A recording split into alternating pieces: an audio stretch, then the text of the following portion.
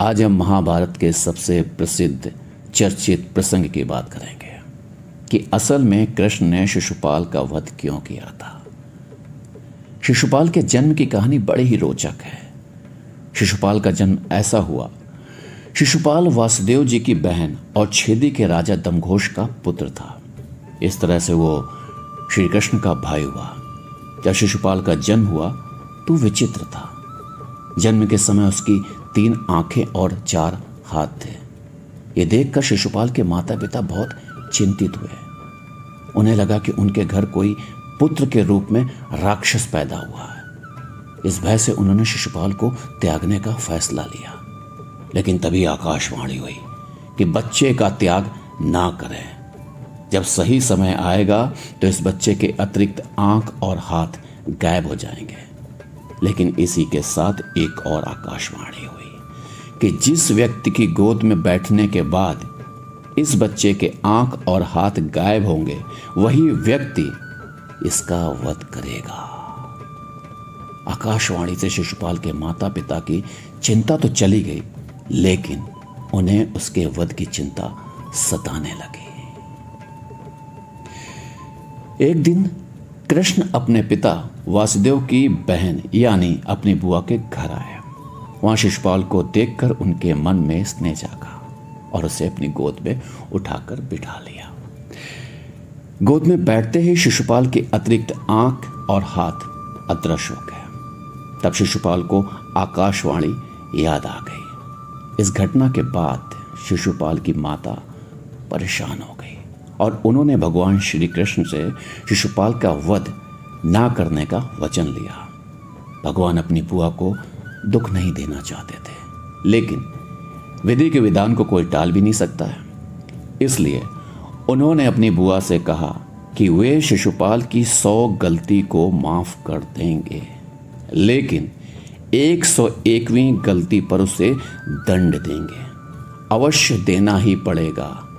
लेकिन इसके साथ ही उन्होंने बुआ से यह भी वचन दिया कि यदि शिशुपाल का वध करना भी पड़ा तो वध के बाद शिशुपाल को इस जीवन मरण के चक्र से मुक्त भी कर देंगे। इसके बाद श्री कृष्ण वहां से चले गए। शिशुपाल श्री कृष्ण को शत्रु इसलिए मानता है क्योंकि शिशुपाल रुक्मिणी से विवाह करना चाहता था। लेकिन रुक्मिणी भगवान श्री कृष्ण से प्रेम करती थी और उनसे ही विवाह करना चाहती थी। लेकिन रुक्मिणी के भाई राजकुमार रश्मि को यह रिश्ता पसंद नहीं था। तब श्री कृष्ण रुक्मिणी को महल से लेकर आ गए थे। इसी बात से शिशुपाल भगवान श्री कृष्ण को शत्रु मानने लगा। जब युधिष्ठिर को युवराज घोषित किया गया तो राजसूय यज्ञ कराया गया। इस अवसर पर सभी संबंधी और रिश्तेदारों को भी बुलाया गया। प्रतापी राजाओं को आमंत्रित किया गया। इस मौके पर वासुदेव श्री कृष्ण और शिशुपाल भी आमंत्रित किया गया था। यहाँ पर शिशुपाल का सामना श्री कृष्ण से होता है। भगवान श्री कृष्ण का युधिष्ठिर ने आदर सत्कार किया। ये बात शिशुपाल को रास नहीं आई और सभी के सामने खड़े होकर इसका विरोध करने लगा। उसका कहना था कि एक मामूली ग्वाले को इतना सम्मान क्यों दिया जा रहा है, जबकि इस अवसर पर कई वरिष्ठ और सम्माननीय जन मौजूद हैं। भगवान श्री कृष्ण शांत मन से पूरे आयोजन को देख रहे थे, लेकिन शिशुपाल उन्हें अपमानित किए जा रहा था और उनके लिए अपशब्दों का उपयोग किया जा रहा था। श्री कृष्ण अपने वचन से बंधे हुए थे। इस कारण उनकी गलतियों को सहन कर रहे थे, उस पर ध्यान नहीं दे रहे थे। लेकिन जैसे ही शिशुपाल ने 100 अपशब्द पूर्ण किए और 101वां शब्द कहा, श्री कृष्ण ने अपने सुदर्शन चक्र को शिशुपाल का वध करने का आदेश दे दिया। इस प्रकार शिशुपाल की मृत्यु हो गई।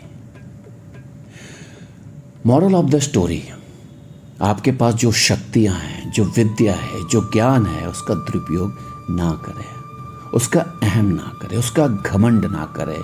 अति सर्वत्र वर्जिते। अति हर वस्तु के लिए बुरी होती है। हर चीज की अति ना करें। शिशुपाल कभी नहीं मरता। यदि वो अति ना करता। 100 गलती मतलब उसका घमंड, उसकी मूर्खता आप समझ सकते हैं। और श्री कृष्ण की लीला तो आप जानते हैं, जब उसकी 91, 92, 93, 94, 95 गलती होती जा रही थी, वो भी आनंद ले रहे थे, हंस रहे थे। और जहाँ वो 99, 100 पे आया और 100 जैसे 101 हुई, चक्र घुमाया और मार दिया। तो दोस्तों, अभी यहीं विराम लूँगा। आप सभी का मुझे सुनने के लिए बहुत बहुत धन्यवाद।